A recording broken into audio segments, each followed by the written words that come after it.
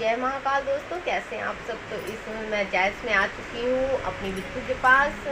क्या हुआ, आज मैं ट्रेनिंग सेंटर पे नहीं रुकी थी, मैं चली आई थी इधर। और कल मुझे मॉर्निंग में फिर से वापस जाना है। 4 दिन से इतनी ज़्यादा भाग दौड़ हो रही है लाइफ में।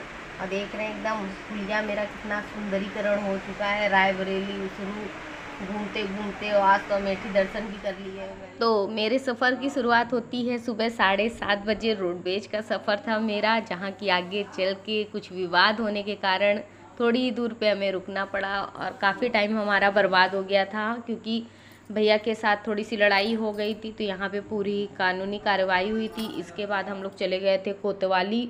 पूरे बस के ही आदमी को लेके चले गए थे बोले सबको थाने में जमा करना है। फिर यहाँ जाने के बाद भैया का मेडिकल हुआ। फिर हम लोग काफ़ी लेट पहुँचे थे, ट्रेनिंग का फर्स्ट डे था और मैं काफ़ी लेट थी। सेंटर में पहुँची तो फिर भी मुझे नाश्ता और चाय मिल गया था। चाय की मैं थी शौकीन, तो मैंने 2 बार चाय मांग ली अपने लिए। और सबसे अच्छी बात है कि चाय जिस समय जो भी मांगो मिल जाता था। नाश्ते के बाद ही प्रार्थना शुरू हो गई, और प्रार्थना के बाद ही हमारे जो ट्रेनर थे वो आ गए थे क्लास में। जो आने के बाद यहाँ पे क्लास लिए हम लोगों की, और बहुत अच्छे से ही हम लोग को समझाया, प्रैक्टिकल कराया, आर्ट भी बनवाई। अलग अलग क्षेत्र की महिलाएं थीं, काफ़ी अच्छा लगा एक दूसरे से मिलकर। और कुछ औरतें तो ऐसी थी जिनके पास छोटे बच्चे थे, वो अपने बच्चों को लेकर आई थी। और शाम को मैं चली गई थी काव्या के पास, क्योंकि मुझे मॉर्निंग में 8 बजे ही पहुंचना था।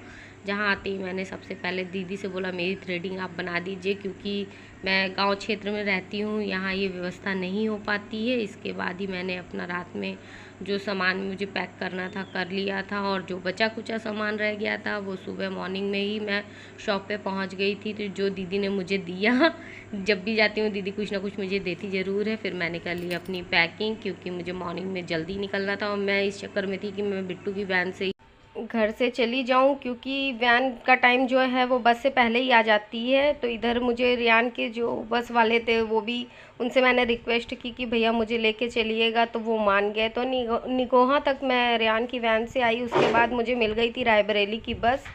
तो लखनऊ की डायरेक्ट बस थी, तो वो मुझे डायरेक्ट जहाँ मुझे जाना था कोचिंग सेंटर के चौराहे तक उसने मुझे पहुँचा दिया था, जिससे मुझे काफ़ी आसानी हो गई थी।